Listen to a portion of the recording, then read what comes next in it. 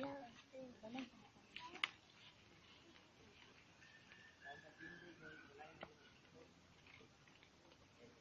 chapter 1, verse number 8. As we are having our theme for this month, a New Year's Covenant, akong basahon ang pulong sa Diyos. This book of the law shall not depart out of thy mouth, but thou shalt meditate therein day and night, that thou mayest observe to do according to all that is written therein, for then thou shalt make thy way prosperous, and then thou shalt have good success. Ang Diyos, magpalangin siyang pulong tibasa, magduko ta sa mga ulo, makamot ta rin. Father God in heaven, nagduol kami kanimo, Diyos, nining taklas kapunon, nagapangayo, Ginoo, sa imong pagpakikuban, magatag ikaw, Ginoo, sa kalam nga langit nun, bisan pa man, among isgutan, ang imong mga pulong o Diyos, kabangin, among sintasing, ang among makinabuhi, ipununsa, Ginoo, among makapunan, ikan o Diyos mong walang sulatan, mao kini Ginoo nga among gamiton, ang among tamdan sa among kinabuhi sa adlaw-adlaw nga tanan. I-bless Lord ang imong iglesia diri sa Sinawilan. Bless Lord ang mga katawhan, bisan pa man Ginoo sa imong mga pulong nga ilang madunggan. Tabangi Lord na ikaw Ginoo mo gamit ini aron maangkon namo o Dios ang kinabuhing dayon. I-bless usab Ginoo ang matag usa gayud karon na ikaw malipay nga himaya kanamo. Dalay ko ikaw sa ngalan ni Kristo Jesus. Amen o amen. Atong niaging Domingo, atong gitun-an ang pulong sa Dios. O nakahinumdum pa mo sa ato ang lesson sa niaging Domingo. Amen. About Model. So we must be a model of meekness. We must be a model of obedience. We must be a model of desire. We must be a model of Endurance. We must be a model of Love. And then, itong Friday, hinumdum mo sa atong lesson, SLR. Sorry, late reply. SLR. So, SLR. S stands for serve. L stands for look.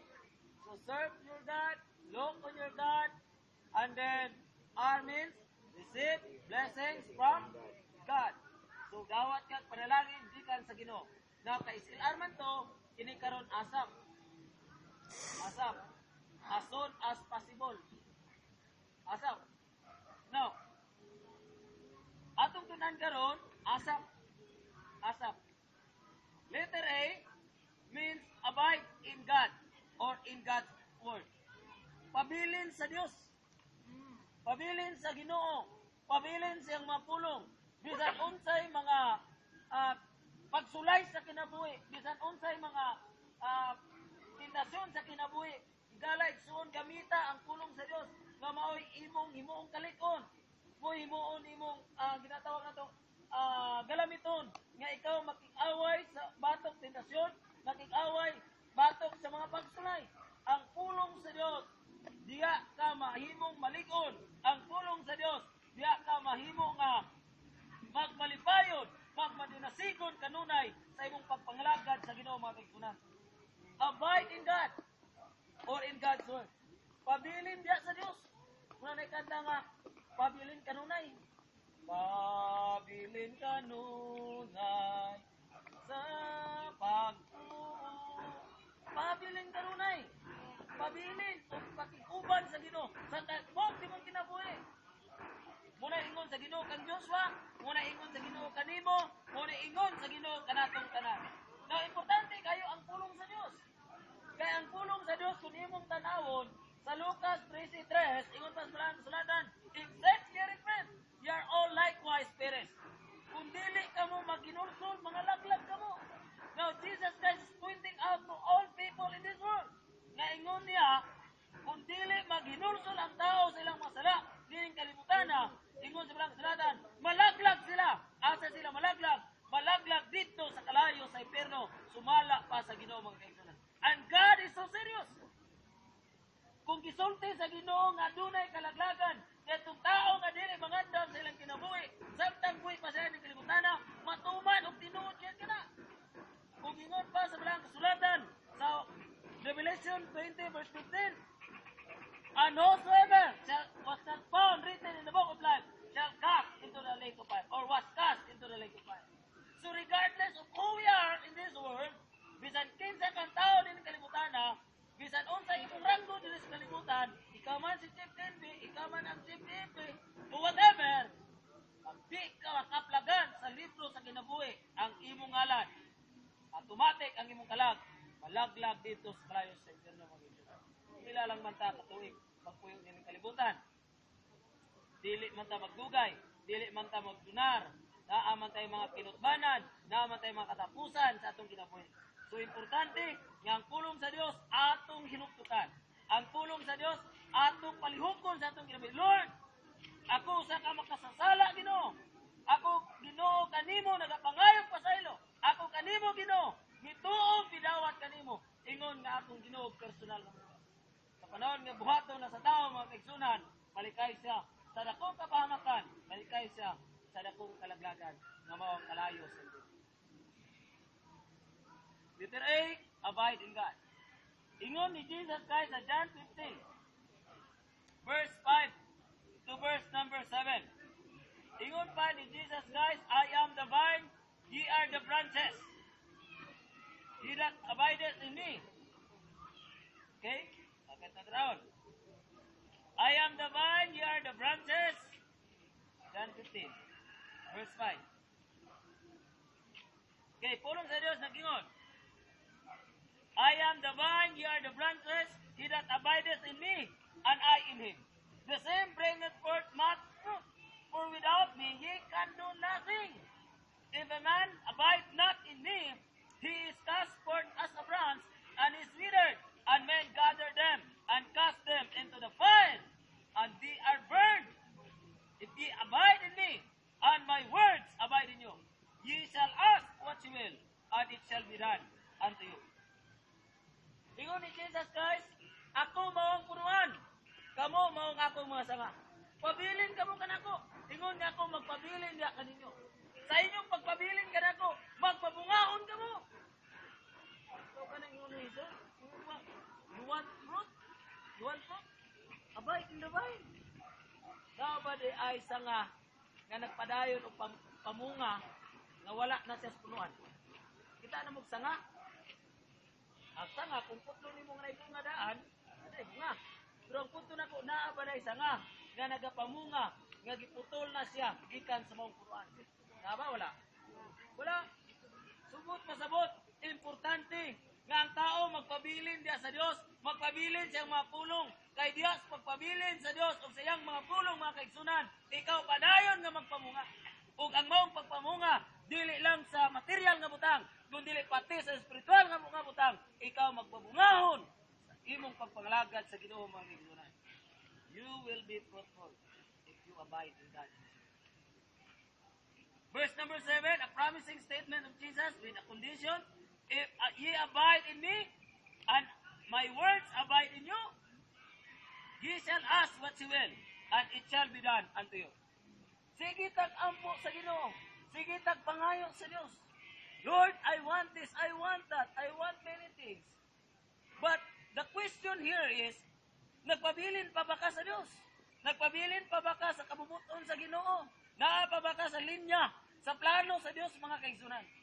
Because if you are still in the side of God, if you are abiding in God and His Word, mga kaigsunan, tanan nimong pangayoon, ihatag sa Ginoo. Abide first in God. Abide first in God's Word. And then ask anything. Ask. Pero ang tao, lagturon ang ask. Bahala na lang. Nagpabilin pa ba siya sa Ginoo? Nagsunod pa ba siya sa Ginoo? Wala. Ang importante sa tao, sige lang isip ko ngayon. Lord, gusto ko ani, Lord. Gusto ko ana. Gusto ko, Lord, sa tanan. Pero ang pangutana, ang gingon ni Jesus, if ye abide in me, and my words abide in you, you shall ask what you will, and it shall be done. Kung kamo, magpabilin ka nako, dini ka nako, ang akong mga pulong, magpabilin diya ka ninyo, kamo mangayo og unsa buot ninyo, kini pagabuhaton ganha. Why bisan usa mapakyas natin sila. Letter A, abide in God. Number 2, letter S. Stir up the gift of God. Stir. Abay, letter S, stir.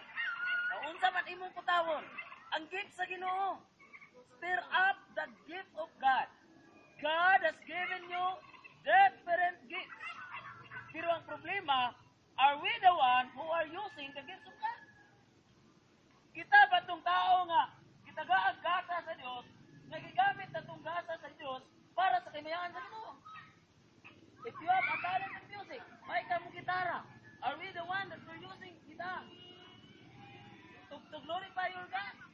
Na kay talent sa paggitara. Na kay talent sa pagkanta. Na kay talent sa pagtudlo. Na kay talent sa mga ministry. Ang pangutana, gigamit ba nimo kini siya? Kasi nangandoy ka, kanusa pa man ko ma-appeal anang kuhan? Kanang sana, kids, sounds familiar? Kids sounds like familiar, no? Kanusa pa man ko ma-appeal, ana? Kanusa pa man ko ma-appeal sa tawag ng tanghalan? Mga kaisunan, God has given us different gifts, and it is God's desire to stir up. Nga man imong kutawon. Ang pulo nga kutawon, imog yung ukayon.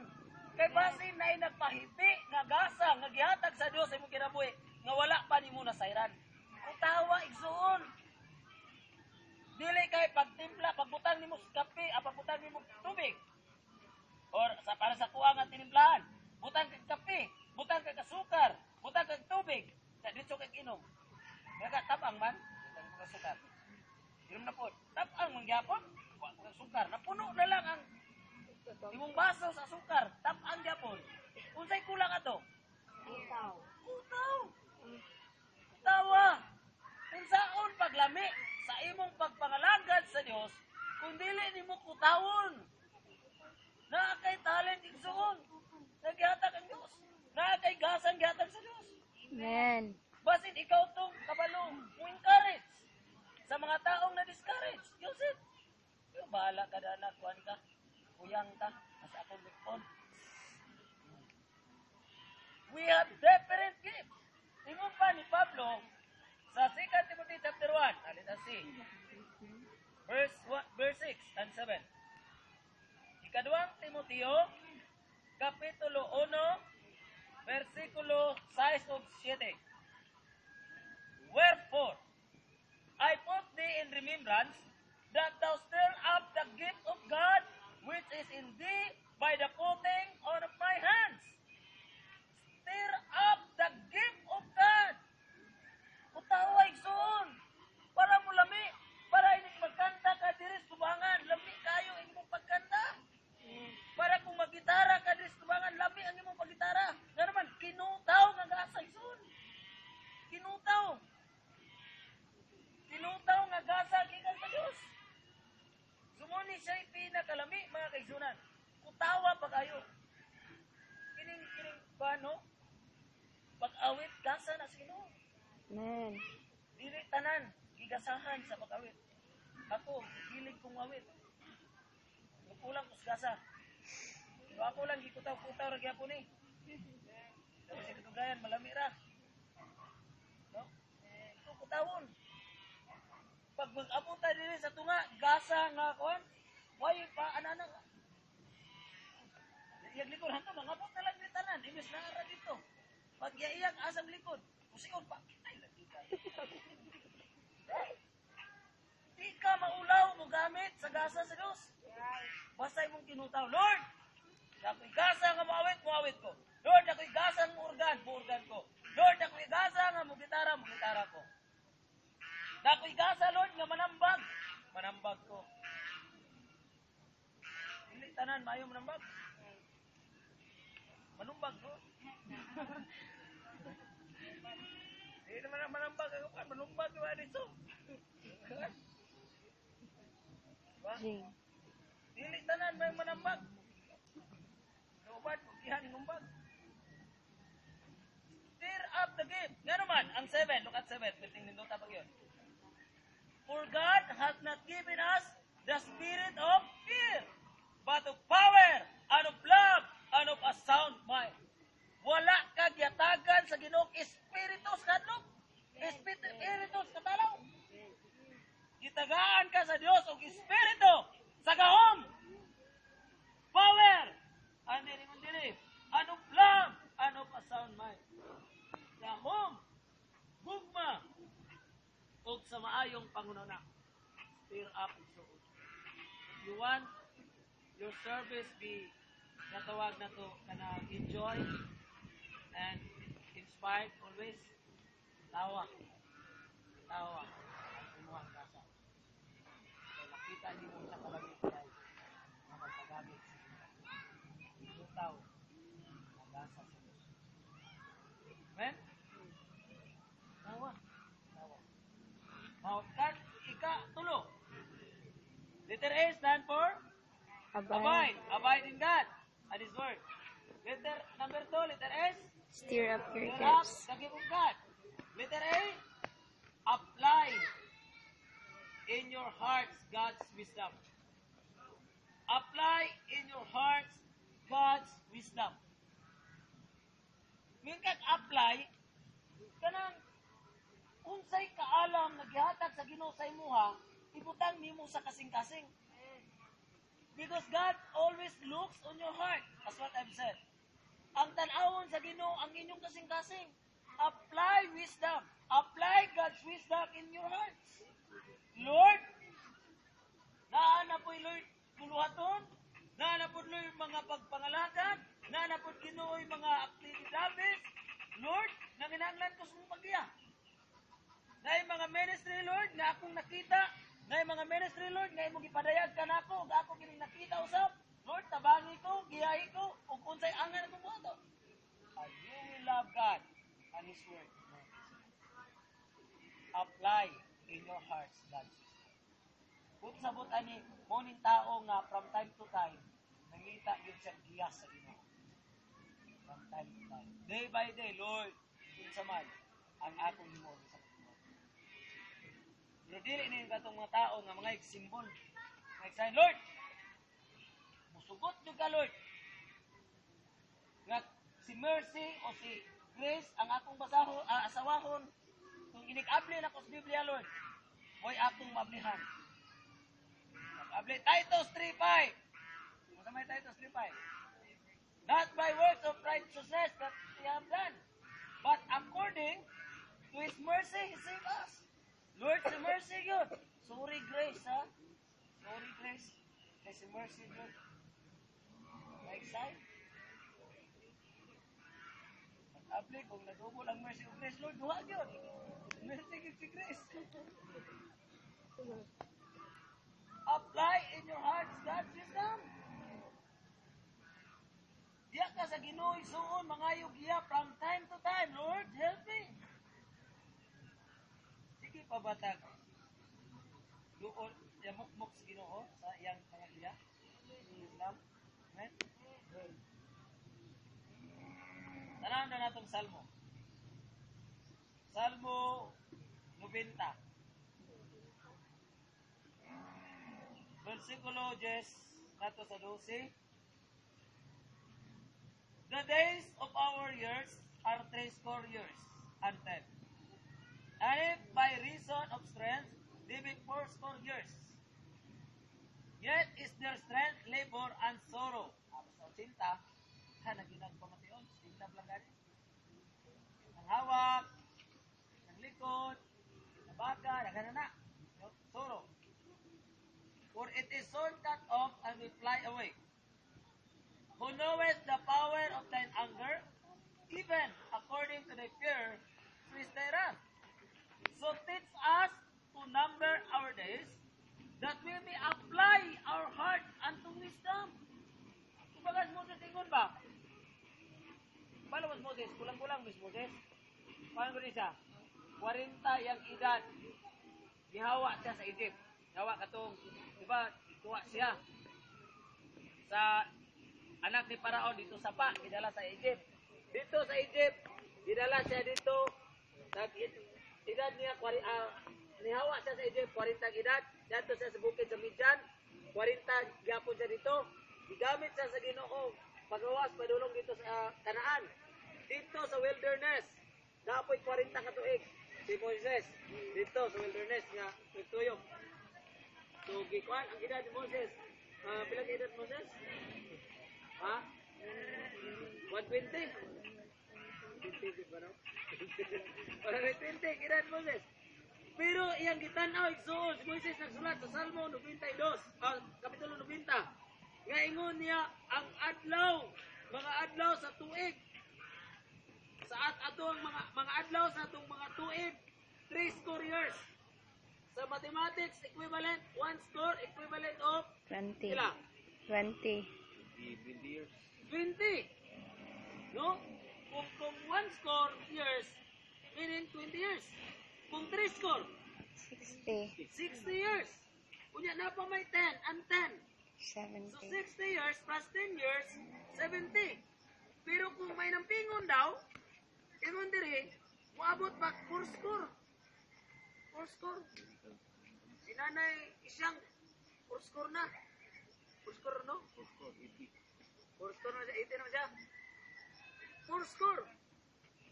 And then, kung panalanginan pa sa Ginoo, musubra pa sa 4 score. Sana ikaw di, sobra naman. O, ito, 4 score and 6 na. Sana ikaw di. No? 86. 88 na gida ay. Kim ting nanay ro, no? Nakarana ro na. Murag naputol kung ranang nanay. So, ingon din silang sulatan, si nanay, ingon man niya ka, no? Si nanay, 88 na. 4 score and 8 years, nanay. Ingon ni Moises, sa verse number 10, teach us to number our days. Kumbaga, you should live one day at a time. Lord, today, unsa na po, Lord? Unsa na po? Unsa na po akong himuon? Unsa na po, Lord, ang akong buhaton? Pwede bang gihan ko nimo? Pwede bang imuha kong tabangan? Tagaan ko nimo kaalam? Tagaan ko nimo pagkuruna? Nga sa diin, ikaw mo'y matuman o pasunod sa akong kinabuhi. Apply in your hearts. Amen? Nagatag ba diyan ginusto? Wala. Amen. Amen. So, letter A stand for abide. S, stir up the gift of God. Letter A, apply in your hearts God's wisdom. Letter P, praise your God. Nagdaig pa ba tas Ginoo? Amen. Kanang magkanta, no? Magsimba, magkanta. Tudo. Tudo. Si Joy ron, murag si Kan Samuel na ron si Joy, chapter 1. How na ron si Joy history? Abanid niya basang Biblia? Si Kan Samuel ron siya, si David. Naay kuhan ni David nga kapag kuha sa Ark of the Covenant, gani? Grabe yung sayong David. With all his might. Bible. With all his might. Grabe niyang sayaw. Pumuntahan na, Pastor, pwede dito magsayaw.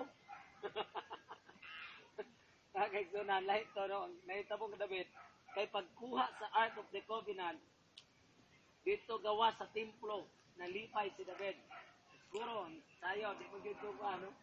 Hindi mo po na lukso-lukso. Pero ang yun yun na, dance, David dance with all his might. Nga naman, tungkol siyang kalipay nga nabalik ang Ark of the Covenant, yan kamot na siya hari na with all his might. So kita, walang taga-sayaw. Yeah? Kailangan ba taga-sayaw?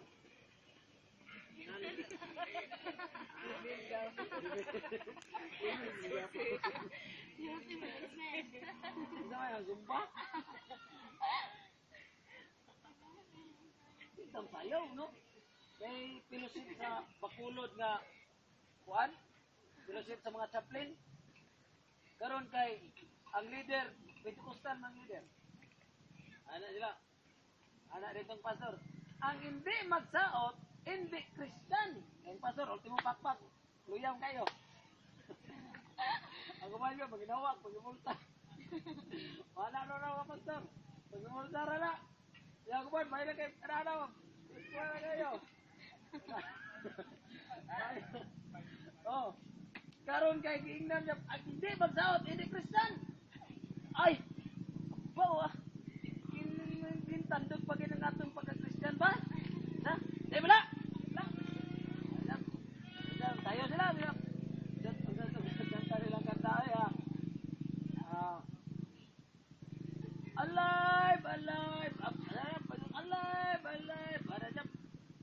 swing pa bitaw nila.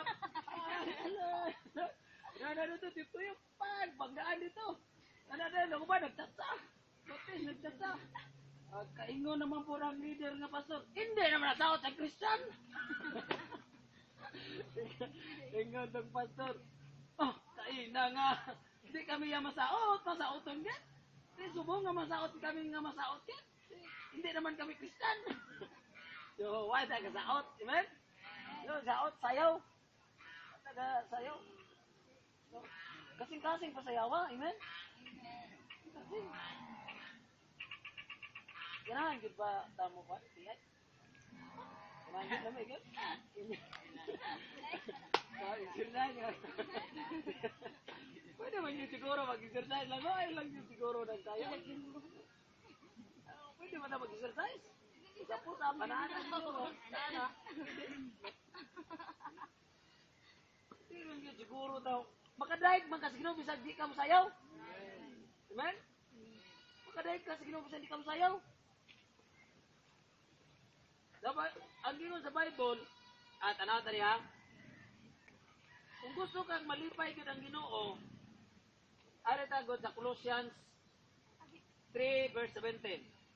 Colossians 3:17. Ang yun sa Bible, Colossians 3:17. Okay. And whatsoever you do in word or deed, do all in the name of the Lord Jesus Christ, giving thanks to God and the Father by Him. So, bisan nun sa imong gihimo, sa pulong man o sa buhat. Sa ito pa, bisan di ka mo sayaw, basta gihimo ni muna, para sa Ginoo, para sa ngalan sa Ginoo, malipay o maday kang Ginoo doon. Amen? Bisan di ka mo tsatsa, malipay ang Ginoo. Sakit ra ng kamot nga, ananawan mo tingin.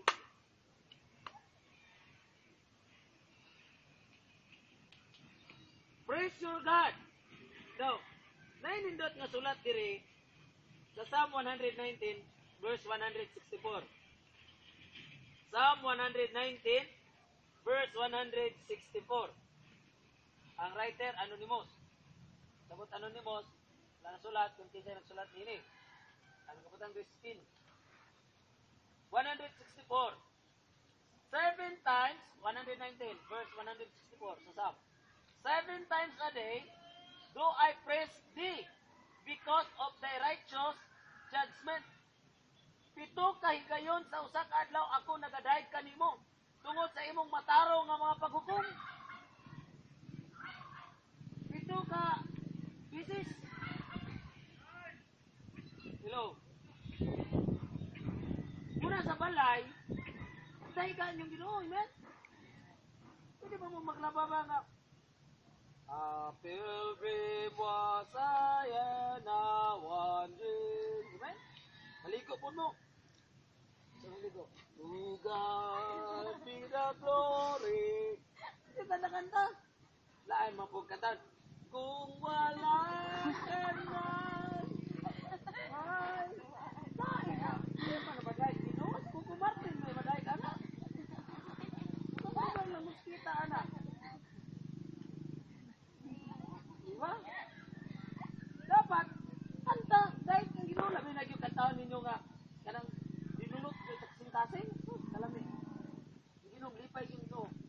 Kung ma-develop pag yun ang inyong word, gawas nga, nahimay ang Ginoo, na-develop pag yun ang inyong word, at awit, tingog. Kaya di asban nyo, makita man mo nga, hindi sa malipot tingog. Hala? Nasa? Magluto ka karon, ikag luto, ikag tilaw, ano? Kanta, awit. Lugog himaya, langit o sayota. Sige kag kutaw, nagting lang. Di kayo, pato dito mo, ay lang yung sasa. Sana naman, hindi mo kagtiyan. Wala nung nalay. Dito ka nang nagluto, bagsang nagyaw-yaw. Nagsigyaw-yaw. Manilig mo po. Sige mo kaw-kaw. Asa mo proud ako. Wag yun na nag-ino. Yan Christian. Christian. Amen? May gang Ginoo nga pagkita kay praise the Lord. Bisa nagsimay awit-awit. Pero dili kung wala ka nang maintindihan. Ang problema kung nag-awit niya, kung wala ka nang maintindihan man, hindi malibay ang Ginoo. Lipay ko kumartin sa kong kita. Praise your God. Mga kaigsunan, ang New Year's Covenant, Lord, tagay kong asap. Asap. Meaning, abide in God and His Word. Meaning, stir up the gift of God. Meaning, apply in your hearts God's wisdom. Meaning, praise your God. Puros verb. Kung sabot, i-action na ito ning upat ka mensahe sa Ginoo sa tuwa karon mga kaigsunan. Pero one word, message, asap. Asap. Asap na sa sibon. Abide, stir up, apply, and praise your God. Amen? So, apply it, asap. Muon tani karon ginaya no as soon as possible ato muon aron ang Ginoo ay nilagaran malipay siya kanunay. Let's pray. Lord, salamat nga imo kaming itudloan nga maghimo mi Ginoo kontinent igang bang kontinent mao Ginoo ang Ginoo nga asap, meaning abide in you or abide in God and His Word, stir up the gift of God, stir up the gift of God, and then Bye. amo Ginoo sab nga i-apply in our hearts God's wisdom, and then ang kay Ginoo amo kang daygon. Praise our God. Lord, kabangin kami nga ang asap Lord ma-apply sa among kinabuhi as soon as possible Ginoo nga sa diin nining bahina malipay ka. Yung bahay na, Lord, madayag ka sa mong kinabuhi. O tudloy kami kanunay, na ikaw, Ginoo, padayon gyud nga mahimaya o masimba sa among mga kinabuhi. I-bless ang mga kanakan, ining mong iglesia, Lord, sa sinawilan, ang mga katawan, Ginoo, ang kadungog sa kulog, lihok ka, Lord, ang ilang sintasing, ilang kinabuhi, na ilang tagdon, Ginoo, nga pagkanindot ay, nga makaangkon sa kinabuhing dayon, pagkanindot ay, nga makaangkon sa kaluwasan, o ikaw, Ginoo, ilang simbahon unya, o pag-alagaran sa ilang kinabuhi, kauban namo ng mga iglesia. Dalay ko ikaw sa ngalan ni Kristo. Amen. O amen.